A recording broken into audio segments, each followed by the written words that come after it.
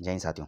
साथियों, आपने देखा होगा कि मार्च की पेंशन में कई पेंशनर्स की पेंशन में कटौती होकर आई है। तो आज के वीडियो में मैं आपको यही बताने वाला हूं कि उनकी पेंशन में कटौती होकर क्यों आई है और उनको ऐसा करना क्या है कि जो है उनका जो कटौती हुआ जो अमाउंट है उनको वापस आ जाए।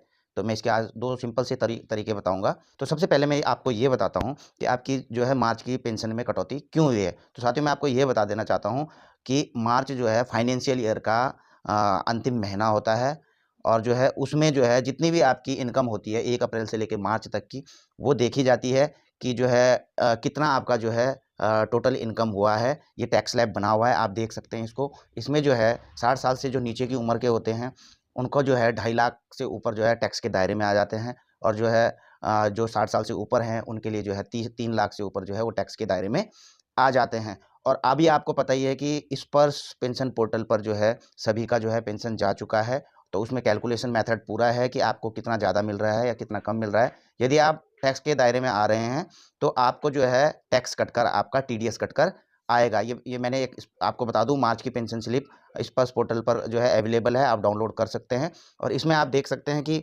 जो ये देखिए, इसमें 1315 रुपये कटे हुए हैं इनके, तो ये टीडीएस के ही कटे हैं मार्च फाइनल में। तो जब भी इसका फॉर्म 16 जो है इस पर जो है अपलोड होगा, तो आप उसमें भी देख सकते हैं आपका टीडीएस कट कर आएगा।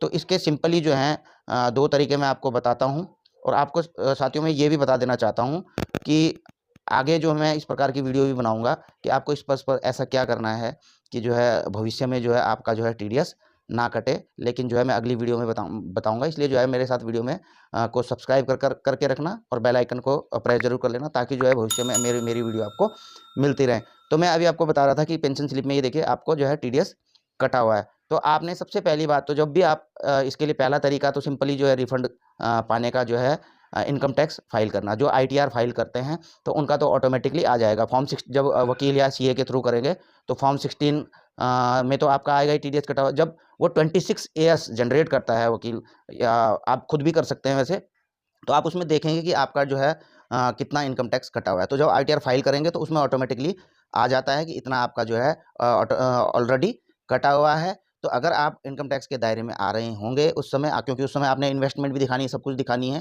तो हो सकता है आप इनकम टैक्स से बचेंगे। तो अगर आपको रिफंड होना होगा, आप इनकम टैक्स के दायरे में नहीं आ रहे होंगे, तो वो आपको वापस रिफंड आ जाएगा। अगर नहीं आ रहे होंगे तो आपका वो वाला अमाउंट जो है आपका जो है टैक्स जो पेएबल है आपको उसके साथ में एडजस्ट हो जाएगा। तो पहला तरीका तो ये है। अच्छा साथियों, जिन्होंने जो इनकम टैक्स रिटर्न फाइल नहीं करते हैं, वैसे तो सभी को रिटर्न फाइल करना चाहिए, तो उनके लिए भी मैं दूसरा तरीका बताता हूँ कि उनको इस पर कैसे करके जो है इस कंप्लेंट को डालना है कि उनका टीडीएस ये वापस हो सके। तो चलिए मैं स्पर्श के पोर्टल पर ही आपको बताता हूँ। देखिए साथियों, आपने स्पर्श के पोर्टल पर लॉगिन कर लेना है। मैंने ऑलरेडी लॉगिन कर लिया है। इसके बाद जो है आपने क्या करना है, ग्रीवांस में जाना है। आपने जो है ग्रीवांस को क्लिक करना है। आप जैसे ग्रीवांस को क्लिक करते हैं तो रजिस्टर ग्रीवांस आपकी पूरी डिटेल यहाँ पर आ जाएगी और नीचे आएगा आपका ग्रीवांस डिटेल। तो ग्रीवांस डिटेल में जो है आप यहाँ पर देख ही रहे होंगे, ग्रीवांस कैटेगरी अभी जो है पेमेंट रिलेटेड ही ये दिखा रहा है। ठीक है, तो इसमें जो है अलग अलग कंपोनेंट दे रखे हैं कि क्यों आपका जो है, वैसे अदर वो भी डाल सकते हैं आप ग्रीवांस, लेकिन अभी जो है अभी मैं आपको वो बता रहा हूँ जो आपका कटा हुआ है। तो आपने ये देखिए, element of pension, element not sanction in pension और डिडक्शन। तो आप अभी आपका डिडक्ट हुआ है तो आपने डिडक्शन में को क्लिक वो कर देना, उसको सेलेक्ट कर देना। अब थोड़ा नीचे देखेंगे आप यहाँ पर, ये देखिए ये एलिमेंट आ रहा है, तो आपने जो है इसको करना है। अभी इसमें एलिमेंट में देखिए कई चीज़ें, रिकवरी भी दिखा रहा है और इनकम टैक्स भी दिखा रहा है। अभी आपका क्योंकि इनकम टैक्स कटा है तो आपने इनकम टैक्स में इसको क्या कर देना है, और इनकम टैक्स को ओके कर देना है। ये आपने कर दिया, सेलेक्ट कर दिया। अभी देखिए ड्यूरेशन स्टार्ट डेट, तो ड्यूरेशन आपका जो है देखो, वैसे फाइनेंशियल ईयर भी डाल सकते हैं आप अपना, 1 अप्रैल 2021 से 21 से लेके 31 मार्च 2022 तक, या फिर अभी अभी का ड्यूरेशन भी डाल सकते हैं जो आपका मार्च में कटा है। तो 1 मार्च से डाल सकते हैं आप, जो है 31 मार्च तक का इसको डाल सकते हैं। अब यहाँ पर आपने कमेंट में लिख देना है। अब देखिए इसके नीचे जो है आप जो है कमेंट में क्या लिख देना है आपने कि आपका टीडीएस इतना कटा हुआ है, आपकी सैलरी पे स्लिप जो मिली है उसके अकॉर्डिंग इतना कटा है।